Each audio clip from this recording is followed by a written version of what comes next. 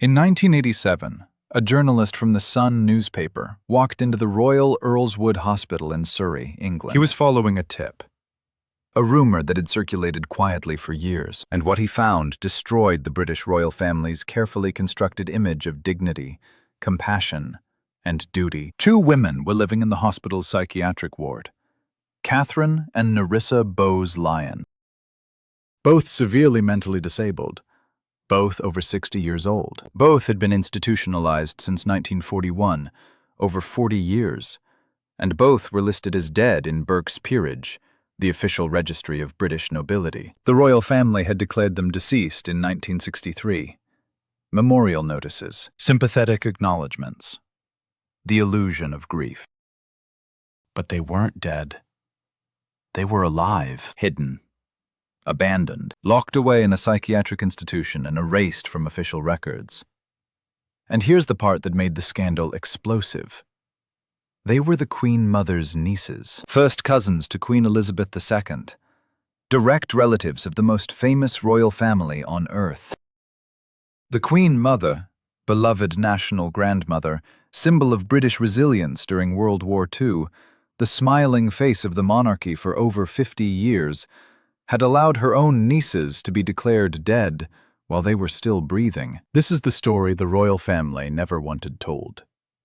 The hidden genetic legacy of the Bowes-Lyon family. The dark truth behind the Queen Mother's commoner-to-queen fairy tale. And the question that haunts the scandal.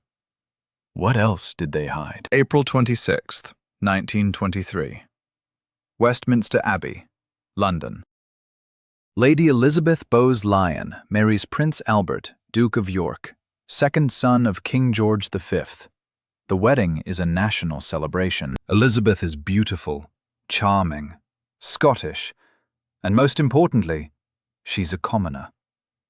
Not technically. The Bowes-Lyon family is aristocratic, tracing their lineage back to Scottish nobility and the royal Stuarts. But Elizabeth isn't a princess. She doesn't have royal blood. She's the first non-royal to marry so close to the British throne since 1464. Over 450 years. The press loves it.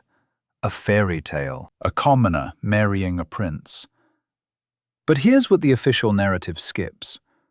The Bowes-Lyon family had secrets, dark genetic secrets buried in Scottish castles and psychiatric hospitals. Elizabeth Angela Marguerite Bowes-Lyon was born August 4th, 1900, at St. Paul's Walden Bury in Hertfordshire. But her family's ancestral seat was Glamis Castle in Scotland, a sprawling medieval fortress with a reputation for ghosts, curses, and hidden rooms. The Bowes-Lyon family had owned Glamis Castle since 1372, over 500 years. And for 500 years, whispers circulated about genetic abnormalities, deformities, and madness running through the bloodline. The most famous legend involved the monster of Glamis, a hideously deformed child allegedly born to the family in the 1800s and locked in a secret room for his entire life. Historians debate whether this story is true or folklore, but what isn't folklore is the well-documented pattern of mental illness and developmental disabilities in the Bowes-Lyon family tree. Elizabeth's parents were Claude Bowes-Lyon, 14th Earl of Strathmore and Kinghorn, and Cecilia Cavendish Bentinck. They had 10 children. Most were healthy, but genetic abnormalities appeared in the extended family. Elizabeth's brother, John Herbert Bowes-Lyon, died at age 11 from epileptic seizures. Epilepsy wasn't unusual in the early 20th century, but the Bowes-Lyon family had an unusually high incidence of neurological and developmental disorders. Elizabeth's sister Fenella married into the family and gave birth to 2 daughters, Nerissa in 1919 and Katherine in 1926. Another sister, Harriet, also married into aristocratic circles. Her daughter, Idonia, had similar disabilities. By the 1930s, it was clear something was wrong. Nerissa and Katherine couldn't speak properly. They had severe developmental delays. Katherine never developed beyond the mental capacity of a 3-year-old. Nerissa was slightly more functional, but still severely impaired. In 1941, as World War II raged, the family made a decision. Nerissa, age 22, and Katherine, age 15, were institutionalized at the Royal Earlswood Hospital in Surrey. This wasn't a temporary arrangement. It was permanent. The official story was that the girls needed specialized care. But here's the truth. The royal family wanted them hidden. In 1936, Elizabeth's life changed forever. Her husband's older brother, King Edward VIII, abdicated the throne to marry Wallis Simpson, an American divorcee. Albert, now King George VI, became king. Elizabeth became queen consort. The stakes were enormous. The monarchy had just survived a constitutional crisis. The new king had a debilitating stutter. The royal family's image had to be perfect, flawless, beyond reproach, and that meant no scandals, no weaknesses, no embarrassments. Mental disability in the 1940s carried stigma. It was seen as hereditary contamination, a genetic curse. If the public knew that the new queen's nieces were severely disabled and institutionalized, questions would arise. Was there something wrong with the Bowes-Lyon bloodline? Could it pass to the king's children, the future Queen Elizabeth II and Princess Margaret? The royal family couldn't risk it. So in 1941, Nerissa and Katherine disappeared from public records. They were placed in Royal Earlswood Hospital, a psychiatric institution originally called the Royal Earlswood Asylum for Idiots. The name itself reveals the era's brutal attitudes toward mental disability. The hospital housed hundreds of patients with developmental and intellectual disabilities. Conditions were grim. Overcrowded wards, minimal stimulation. Patients spent their lives in institutional monotony, forgotten by the outside world. Nerissa and Katherine were assigned to wards with other patients. No special treatment, no royal privileges. They wore institutional clothing. They ate institutional food. They shared rooms with strangers. Their own family rarely visited. Elizabeth, now Queen Elizabeth, later the Queen Mother, never publicly acknowledged them. She never visited. She never sent gifts. She never mentioned their existence. And in 1963, the royal family took the final step. Burke's Peerage, the authoritative genealogical record of British nobility, published an updated edition. It listed Katherine and Nerissa Bowes-Lyon as deceased, died in 1940. Both of them, dead before they were even institutionalized. The entry was brief, clinical, final. Except they weren't dead. They were alive, living in Royal Earlswood Hospital, eating, breathing, existing in institutional limbo. The royal family had declared them dead while they were still living. Why? Control. By listing them as deceased, the family erased any potential scandal. No journalists would investigate dead women. No genealogists would ask awkward questions. The official record was clean. The Bowes-Lyon bloodline appeared healthy. The monarchy's image remained untarnished. For over 20 years, this lie held. Nerissa and Katherine lived in obscurity. Hospital staff knew who they were, but the institution kept patient records confidential. The royal family paid the bills quietly. No publicity. No acknowledgement. Then in 1986, Nerissa died, age 67. She had lived her entire adult life, over 45 years, in the psychiatric hospital. Her death should have been a small footnote, a forgotten patient in a forgotten institution. But a journalist heard about it. In 1987, the Sun newspaper published an exposé. The headline was brutal. Queen's cousins locked away. The story detailed everything. 2 women, first cousins to Queen Elizabeth II, had been institutionalized for decades. The royal family had listed them as dead in 1963, while they were alive. One had just died in 1986. The other, Katherine, was still alive in the hospital. The public reaction was explosive. Outrage, disgust. How could the royal family abandon their own relatives? How could the Queen Mother, beloved symbol of compassion and duty, allow her nieces to be erased? The palace issued a brief statement. The patients were distant relatives. The family had acted on medical advice. Privacy was paramount. But the damage was done. The fairy tale of the commoner queen had a dark underbelly.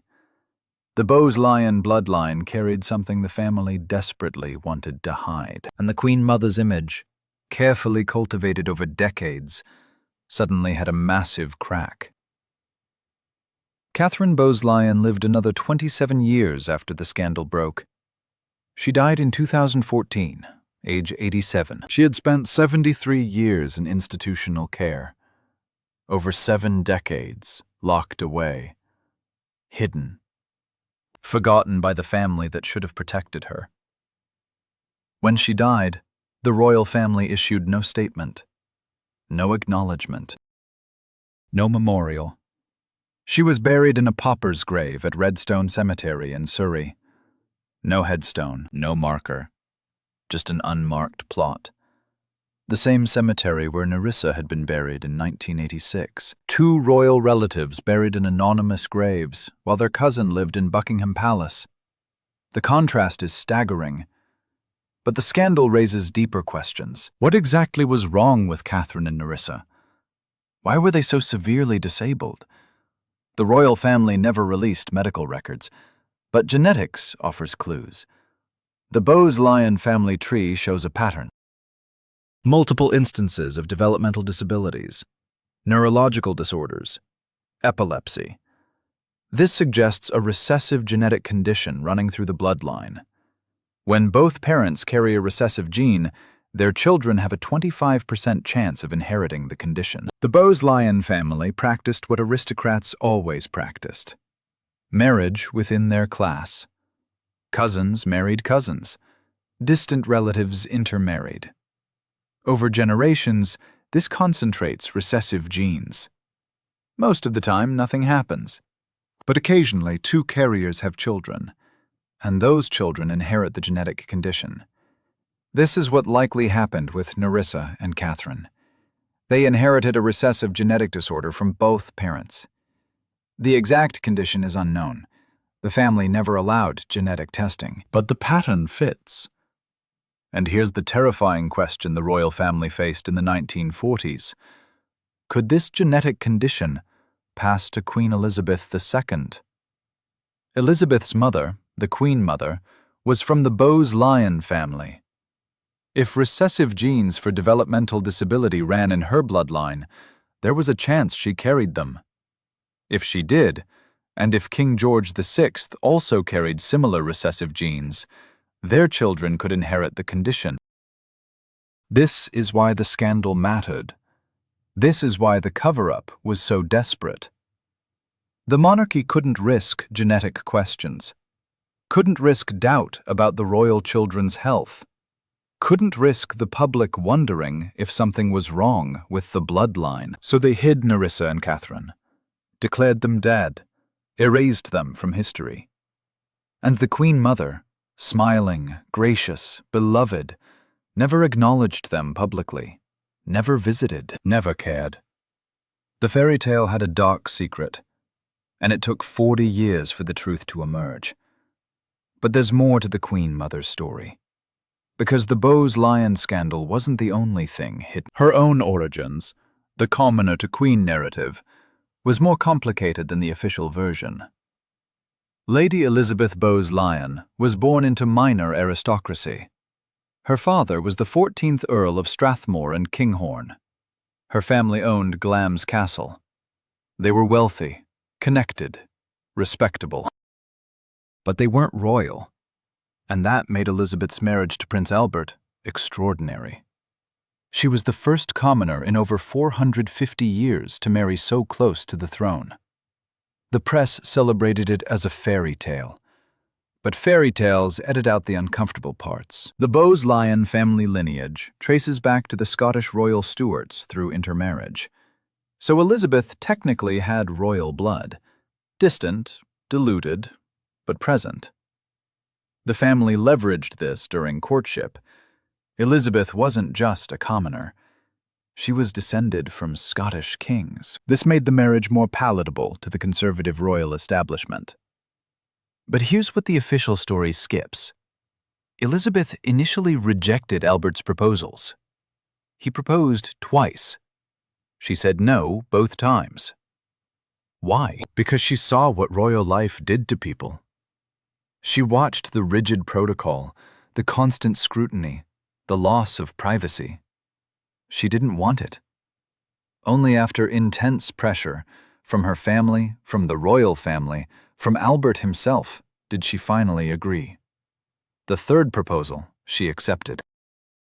But was it love or duty? The official narrative says love. The truth is probably more complicated. After marriage, Elizabeth transformed. She became the perfect royal consort. Gracious, charming, dutiful. During World War II, she refused to leave London during the Blitz. She visited bombed neighborhoods. She became a symbol of British resilience. The most dangerous woman in Europe, Hitler allegedly called her, because of her ability to rally British morale. She was beloved. After King George VI died in 1952, Elizabeth became the Queen Mother. She lived another 50 years. Died in 2002 at age 101.